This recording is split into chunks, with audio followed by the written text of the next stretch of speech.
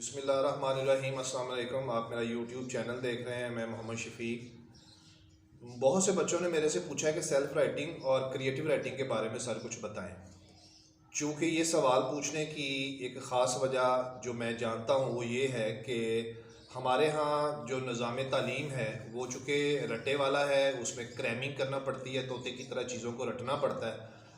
कारी साहब हमें बचपन में पढ़ाने आते थे तो वो भी मतलब रटा ही लगवाते थे, और उसके बाद स्कूल्स में, कॉलेजेस में और यूनिवर्सिटीज़ तक हमारी तालीम जो है उसमें जो चीज़ हम याद करते हैं उसको हम रट्टे के ज़रिए याद करते हैं और तोते की तरह उसको याद करके तो फिर लिखते हैं। इसको रट्टा कहते हैं। तो इसके बहुत से नुकसान, फ़ायदे तो हैं इसके, लेकिन इसके नुकसान बहुत ज़्यादा हैं। खैर अभी हम उस पर बात नहीं करेंगे। बच्चों का सवाल जो कमेंट बॉक्स में था वो है सेल्फ़ राइटिंग और क्रिएटिव राइटिंग के बारे में। तो सेल्फ राइटिंग और क्रिएटिव राइटिंग बच्चे इसलिए सीखना चाहते हैं ताकि ये रट्टे की जो आदत है, बल्कि मैं तो इसको एक बीमारी कहता हूँ कि ये रट्टे की एक बीमारी है जिससे वो जान छुड़ाना चाहते हैं। तो इस सवाल के जवाब में मैं आपको एक वाक़या सुनाता हूँ अपने बारे में कि मैंने सेल्फ़ राइटिंग और क्रिएटिव राइटिंग जो है उसका काम कैसे सीखा और मुझे इसकी आदत कैसे पड़ी। आज मैं अंग्रेज़ी लिख भी सकता हूँ, अंग्रेज़ी बोल भी सकता हूँ, और अंग्रेज़ी सुनता हूँ तो भी समझ आ जाती है, और अंग्रेज़ी अगर पढ़ता हूँ तो भी उसके बारे में पता चल जाता है कि इसमें क्या बात की जा रही है। मुझे याद है अपना एक वाक़या बड़ा दिलचस्प, जिससे मेरा ख्याल आपको काफ़ी कुछ सीखने को मिलेगा। अगर आप भी ऐसा करें तो ये बहुत बड़ा या लंबा या बहुत वसी महीनों पे मुहित काम नहीं है, चंद दिन का काम है। जो आप मेरे इस वाक़े से जो मैं आपको अपना सुनाने लगा हूँ इससे आपको पता चल जाएगा। मैं बीए का तालिब इल्म था और ये बड़ी पुरानी बात है, जिसको आप कह लें 1994 और 5 की शायद ये बात है। तो मैं भी जब पढ़ता था तो हमारे एक उस्ताद थे इंग्लिश के, ग्रेजुएशन के अंदर, वो अंग्रेज़ी में लेक्चर दिया करते थे, और उनका अंग्रेज़ी का लेक्चर जो था वो समझ आना ना आना बस इस तरह से था कि इधर से इस कान से सुनते थे, उस कान से वो निकल जाता था। तो जब एग्ज़ाम्स करीब आ गए तो मैंने और मेरे कुछ दोस्तों ने प्रोग्राम बनाया कि यार चलो अब अंग्रेज़ी की तैयारी भी कर लेते हैं, पेपर देना है अंग्रेज़ी का। तो हम अपने ना एक उस्ताद के पास गए, तो जो हमें कॉलेज में ही पढ़ाते थे, राना जहांगीर उनका नाम था। मेरे लिए आज भी बड़ी ऑनर है उनकी और बड़ी रिस्पेक्ट करता हूँ मैं उनकी। अब वो यहाँ नहीं हैं, लेकिन अब वो लाहौर शिफ्ट हो गए हुए हैं। तो उनके पास पढ़ने के लिए हम चंद दोस्त गए, तो उन्होंने हमें एक पूरा महीना जो था वो टेंसिस करवाए। टेंसिस जो है वो हमें अपने अब्बू का नाम अपनी ज़िंदगी में इतनी मरतबा हमने नहीं लिया होता, अपनी अम्मी का नाम नहीं लिया होता जितनी ज़्यादा मरतबा हम टेंसिस के अंदर आने वाले जो उर्दू की पहचानें होती हैं, ता है, ती है, की, रहा है, रही है, की, रहे हैं, चुका है, चुकी है वगैरह, इसकी पहचानें हमने की होती हैं। मतलब तकरीबन 12, 14, 15, 16 साल की पढ़ाई में हमें ता है, ती है, ता है, ती है करवाया। तो खैर ये शॉर्ट कर लेते हैं। तो हमें उन्होंने जब हम गए तो उन्होंने कहा जी कि आप अपने लिखें उर्दू में पहचान, ये लाइन लिखें। हमने लिखी, उसके नीचे उन्होंने लिखवाया ता है, ती है, ते है। हमने कहा यार ये तो फिर वही काम शुरू हो गया।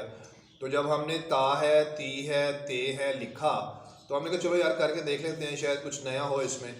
तो उर्दू की पहचान के नीचे हमने ता है, ती है, ते है लिखा। फिर आगे उन्होंने लिखवाया लिखें अंग्रेज़ी में पहचान। जब अंग्रेज़ी में पहचान लिखी तो उन्होंने लिखवाया कि जी आप सबसे पहले लिखें फ़ाइल, फिर उसके बाद लिखें वर्ब, और फिर उसके बाद लिखें एस या ई एस का इजाफा। हमने लिख लिया। फिर उसके बाद उन्होंने हमें बताया कि फिर इसके नीचे जो आपने अंग्रेज़ी की पहचान के नीचे ये पहचान लिखी है, फ़ाइल, वर्ब, एस और ई एस, इसके नीचे लिखें फ़ाइल, फिर डज़ नॉट, और फिर वर्ब की फ़र्स्ट फॉर्म। हमने वो भी लिख लिया। फिर उन्होंने कहा कि लिखें जी डज़ शुरू में, फिर फ़ाइल और फिर वर्ब की पहली फॉर्म। हमने वो भी लिख लिया। फिर उन्होंने कहा कि इसी के नीचे लिखें क्यू डब्ल्यू। ने पूछा इसका क्या मतलब है सर? उन्होंने कहा जी क्वेश्चन वर्ड। वो भी हमने लिखा। फिर उनको उसके आगे लिखें आप डज़, और फिर उसके आगे लिखें फ़ाइल, और फिर उसके आगे लिखें वर्ब की पहली फॉर्म। वो भी हमने लिख ली। तो ये थी बेसिकली सादा फ़िक्रे की पहचान, मनफी, सवालिया और मालूमाती जुमले की पहचान, वो हमने लिख ली। फिर उसके बाद उन्होंने हमें तकरीबन 20 जुमले ता है, ती है, ते है के लिखवाए। यानी वो लाहौर जाता है, वो खाना खाता है, वो पतंग नहीं उड़ाता है, लड़की ख़त लिखती है। मतलब इस तरह से उसने हमें 20 जुमले लिखवाए, जिसमें सादा, मनफी, सवालिया और मालूमाती जुमले भी थे। मालूमाती जुमला यानी ऐसा जुमला जिसके शुरू में या जिस जुमले के अंदर क्वेश्चन वर्ड लगा हो, क्यों, कब, कैसे, कहाँ, किधर, किसने, वगैरह वगैरह। तो हमने वो 20 जुमले उनको करके दिखाए, जिसमें से चंद जुमले गलत हुए, कुछ जुमले ठीक हो गए। फिर उसके बाद उससे अगले दिन जब हम चले गए तो दिल तो नहीं कर रहा था जाने को, लेकिन हम चले गए।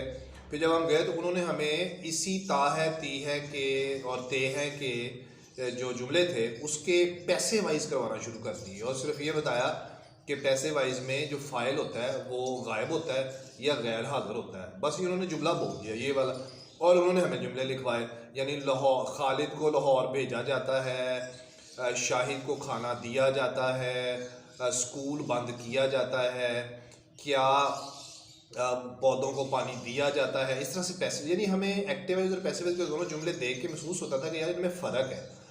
तो चूँकि एक जस्तजू और पैशन भी लेके गए थे, तो हमने फिर उसकी उन्होंने हमें पहचान लिखवाई। उसकी पहचान हमें, यानी उर्दू में पहचान ता है, ती है, ते है सेम थी। इंग्लिश में उन्होंने लिखवाया कि आपने पहले लिखना है फ़ाइल, फिर आपने लिखना है इज़, आर और एम, ठीक है, और फिर उसके बाद लिखना है आपने वर्ब की थर्ड फॉर्म। हमने लिख लिया। फिर उन्होंने कहा इसी के नीचे लिखो फ़ाइल, हमने लिखा। फिर उन्होंने कहा जी इसके आगे is, R, M as usual ही आएगा, और उसके आगे आपने नॉट का इजाफा करना है, और फिर उसके बाद आपने वर्ब की थर्ड फॉर्म लगानी है। ये भी हमने लिख लिया। फिर उन्होंने कहा जी इसके नीचे और लिखो। फिर हमने क्वेश्चन वर्ड लिखा। क्वेश्चन वर्ड लिखने के बाद फिर हमने उसके आगे इज़, आर, एम लगाया, और फिर उसके बाद हमें उन्होंने कहा जी वर्ब की थर्ड फॉर्म लगानी है। यानी पैसे वाइज की भी, ता है, ती है के जुमलों की पैसे वाइज की भी उन्होंने हमें चारों डेफिनेशन लिखवा दी, हमने लिख ली। उन्होंने हमें फिर 20 जुमले दिए लिखने के लिए कि इसको ट्रांसलेट करो। जैसे मैंने पैसे वाइज के जुमले बोले भी कि पतंग उड़ाई जाती है, अंडा उबाला जाता है, यानी पहचान ता है, ती है ही की थी। तो वो 20 के 20 जुमले जो थे वो हमने ट्रांसलेट किए, ट्रांसलेट करके दिखा दिए। फिर जब हम तीसरे दिन जब उनके पास गए तो उन्होंने कहा कि आज मैंने आपको कुछ नहीं करवाना, जो मैंने आपको ता है, ती है, उर्दू की पहचान होती है जो, उसके जो एक्टिव और पैसिव वाइज करवाए हैं ना, आप मुझे उसके 5-5 जुमले लिख के ना खुद से उर्दू में, तो उसकी अंग्रेज़ी खुद करके तो मुझे दिखाएं। खैर हमने वो जुमले 1 घंटे में जो था वो काम मुकम्मल किया। छोटे छोटे से जुमले बना लिए, कुछ कॉपी कर लिए, जो पहले जुमले उन्होंने हमें लिखवाए हुए थे 2 दिन पहले, उसमें से कॉपी करके थोड़े थोड़े से चेंज करके जुमले बना लिए। जब उनको चेक करवाए तो वो जुमले ठीक थे, उसमें कुछ छोटी मोटी मतलब मिस्टेक्स थी। खैर जब उन्होंने ये करवा दिया हमें तो चेक भी करवा दिया। फिर उसके बाद उन्होंने कहा जी चलें अब आप छुट्टी करें। फिर हम जब अगले दिन गए तो उन्होंने कहा जी अब हम इसकी लाइव प्रैक्टिस करेंगे, मतलब उर्दू का जुमला एक दोस्त बोलेगा आपका और दूसरा दोस्त जो है वो उसको ट्रांसलेट करेगा, और कुछ उन्होंने कहा जी मैं बोलूँगा, कुछ फिर आप उसको ट्रांसलेट करेंगे।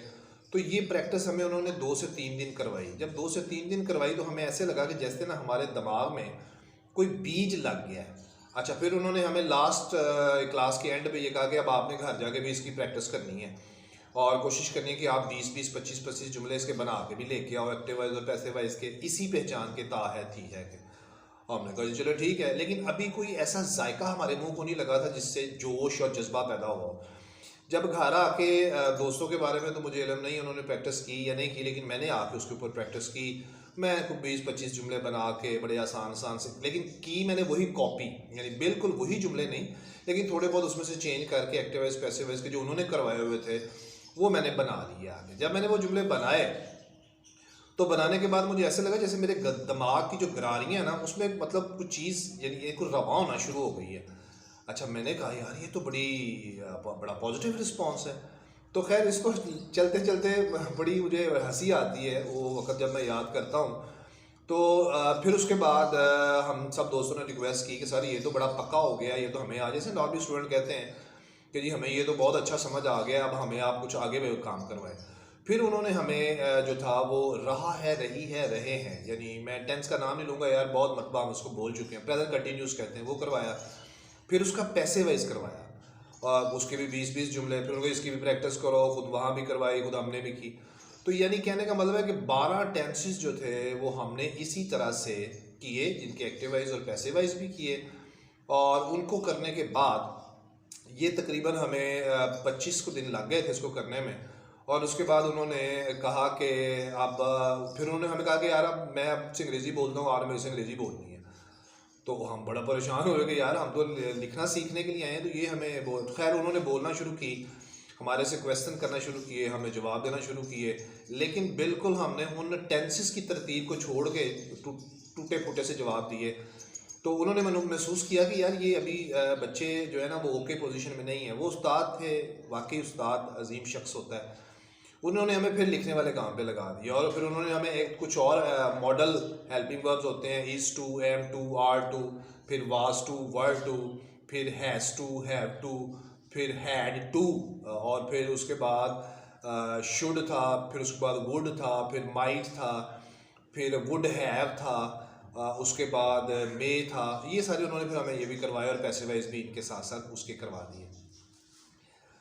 फिर उसके बाद क्या हुआ कि उन्होंने हमें ना एक पैराग्राफ दिया, और उन्होंने कहा जी मतलब स्टेंजा एक दिया, बीए की मुझे याद है पोइम्स थी लेयर, उसका हमें उन्होंने ना 4-5 लाइनों का स्टेंजा दिया। उन्होंने जी इसकी एक्सप्लेनेशन लिखो आप कि इसमें क्या बात की गई है। तो वो हमने एक्सप्रेशन लिख के दी, और थोड़ी बहुत गलतियाँ हुई, लेकिन वो अल्लाह का शुक्र है कि 15-20 जुमले जो लिखे वो काफ़ी हद तक ठीक हुए।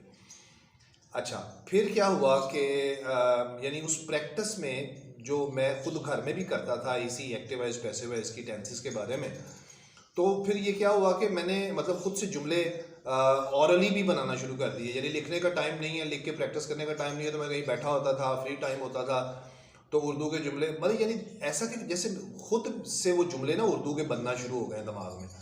तो वो उर्दू के जुमले बनाना, उसकी एंडिंग चेक करनी, जैसे इसमें चुका है लगा है तो इसके चुका है कि क्या पहचान, वो पहचाने हमने याद कर ली थी, वो एक सफ़े पे लिखी हुई थी सारी, तो वो पहचाने याद कर ली। तो जुमला जब चुका है, चुकी है, चुके हैं कि मैं सोचता था, तो मैं कहता था यार इसमें पहले फ़ाइल लगेगा, फिर उसके बाद इसमें हैज़ है में से एक लगेगा, फिर थर्ड फॉर्म लगेगी। फिर अगर कोई जुमला मैं बनाता था कि जी उसे कोई काम करना पड़ता है, मुझे ये काम ज़रूर करना पड़ता है, हमें वहाँ जाना है, तो उसकी यानी इन जुमलों की मैं लास्ट में पहचान देखता था ना जब, तो देख के तो इसकी पहचाने उर्दू की तो बिल्कुल वाज़ेह दिमाग में तैयार हो गई हुई थी। ऐसा इसको याद किया या ज़हन में बिठाया। और अंग्रेज़ी की भी, तो जब उर्दू के जुमलों की आखिरी पहचानों को देख के अंग्रेज़ी की पहचानों के मुताबिक उसको ट्रांसलेट करते थे, तो एक अजीब किस्म की ना खुशी का एहसास पैदा होना शुरू हो गया, जैसे लगा जैसे ना कुछ चीज़ बनना शुरू हो गई है। तो उसी को खैर कंटिन्यू रखा, और कुछ अरसे के बाद मुझे याद है कि मैं तकरीबन एक आधा पेज जो है वो चंद जुमले लिखना शुरू हो गया था। इसी तरह से मेरे दोस्तों की भी कंडीशन थी, बीए के पेपर्स दिए हमने, बीए के पेपर्स में हम कामयाब हो गए, नंबर भी अच्छे आ गए। उसके बाद फिर एमए इंग्लिश का सीन शुरू हो गया। तो एमए इंग्लिश में जो ज़ाहिर है लेक्चर अंग्रेज़ी में होते थे, तो अंग्रेज़ी के लेक्चर को जब मैं सुनता था तो मैं अपने जहन में सारी उसकी लेक्चर के बाद गौर करता था कि टीचर ने अंग्रेज़ी में जो बातें सारी की हैं उसमें उसकी उर्दू क्या है। वो सारी की सारी उर्दू का एक किनारे से सिरे से पकड़ के मैं उसको कि आज उस्ताद इतने बजे कमरे में आए, उन्होंने अपनी किताब खोली, उन्होंने हमें ये बताया, उन्होंने इस बात के बारे में बात की, फिर उन्होंने बच्चों से सवाल पूछे, फिर उन्होंने किरदारों के बारे में बताया, फिर उन्होंने मुख्तलिफ़ वाक़यात पर रोशनी डाली, फिर उन्होंने किताब के मुसन्नफ़ के बारे में कुछ बताया। तो ये सारी मैं लिखना शुरू हो गया। बस यही वो इब्तिदा थी कि चलते चलते फिर मैंने आप खुद से ही उसकी जो समरीज़ या स्टोरीज़ होती थी उसको अंग्रेज़ी में पढ़ लेना, और उर्दू मेरे जहन में आ जाती थी सारी, उसको फिर मैं आहिस्ता आहिस्ता आहिस्ता आहिस्ता आहिस्ता ट्रांसलेट करने के अमल से गुजर के तो लिखने के काबिल हो गया। अभी भी मैं ये समझता हूँ कि I am not an expert of writing English language, but so far as this रट्टा और क्रैमिंग का जो एक मतलब बीमारी है या वबा है या एक आदत है, उससे मेरी जान छूट गई। एमए इंग्लिश भी कर लिया इसी की बेस पे। बच्चे रट्टा लगा रहे होते थे तो मैं उसको पढ़ लेता था असाइनमेंट को, अच्छा इसमें ये चीज़ें ऐसे ऐसे बताई गई हैं, तो उसको मैं अंग्रेज़ी में ट्रांसलेट कर लेता था। यानी काफ़ी मरतबा उस असाइनमेंट को लिखने से हाथ पक्का हो गया, और फिर एक ही असाइनमेंट तैयार करने से हाथ पक्का हुआ, और फिर बाकी असाइनमेंट्स फिर अल्लाह के सपुर्द वो चलती गई, और वो मैं खुद ही उसको लिखता गया। लेंथ भी बनती गई, वोकैबलरी भी आती गई। हाँ, कभी कभार डिक्शनरी से देखने की ज़रूरत पड़ती थी कुछ अल्फाज, और वो मैं वहाँ से हेल्प ले लिया करता था। तो फिर इन अल्लाह का शुक्र हुआ कि वो काम जो था वो अल्लाह ने बड़ी मेहरबानी की मेरे ऊपर, मेरे दोस्तों के ऊपर भी। वो भी एमए इंग्लिश कर गए, उसके बाद अब कोई लॉयर है और कोई प्रोफेसर है। मैं भी मतलब as I told you that I am by profession a professor of English, and I have already uploaded so many videos about inter part 1 English, inter part 2 English, graduation, BSc, MA English, spoken, and so many other things are have already been uploaded on my channel 786 English Point. बहुत से बच्चे उससे अब इस्तेफादा भी हासिल कर रहे हैं। सेल्फ राइटिंग और क्रिएटिव राइटिंग के बारे में कोई वीडियो नहीं बनाई थी, लेकिन मैंने कहा चले ये वाक़या मैं आपसे शेयर करता हूँ, शायद आपके जहन में बैठे और आप भी चंद दिन की प्रैक्टिस करने के बाद इसको सीख सकते हैं, इसको बना सकते हैं। चंद ये जो 12 टेंसेस होते हैं, इनकी उर्दू में पहचाने और अंग्रेज़ी में पहचाने, एक सफ़े पे लिख के आप उसको अच्छी तरह जहन में बिठा लें और अपनी प्रैक्टिस जारी रखें। उर्दू का जुमला बनाते जाएँ, उसकी एंडिंग से पहचान देखते जाएँ और अंग्रेज़ी की पहचान उसको लगा के तो उसको ट्रांसलेट करते जाएँ। एक्टिव वाइज और पैसिव वाइज 12 टेंसेस की जो पहचाने वो एक सफ़े पे लिख के याद कर लें। अल्लाह आपका हामी नासर हो और मुझे उम्मीद है कि आप ज़रूर किसी न किसी मकाम पे पहुंच जाएंगे। मेरे से रब्ता रखें। अगर आपको कोई चीज़ समझ नहीं आती, कमेंट्स बॉक्स में मुझे बताएं। इस वीडियो को देखने के बाद प्रैक्टिस करें, आपकी जान छूट जाएगी। आपको लगेगा जैसे आप रट्टे की जहन्नम से सेल्फ राइटिंग और क्रिएटिव राइटिंग की जन्नत में आ गए हैं। पढ़ाई बहुत आसान हो जाती है, लगती है, मुझे तो ऐसे ही लगना शुरू हो गया था। मेरा चैनल ज़रूर सब्सक्राइब करें विद बेल आइकॉन। अगर आप वीडियोस को पसंद कर रहे हैं तो लाइक भी करें, शेयर भी करें। आज तक के लिए, अभी तक के लिए इतना ही। इंशाल्लाह see you next time in the next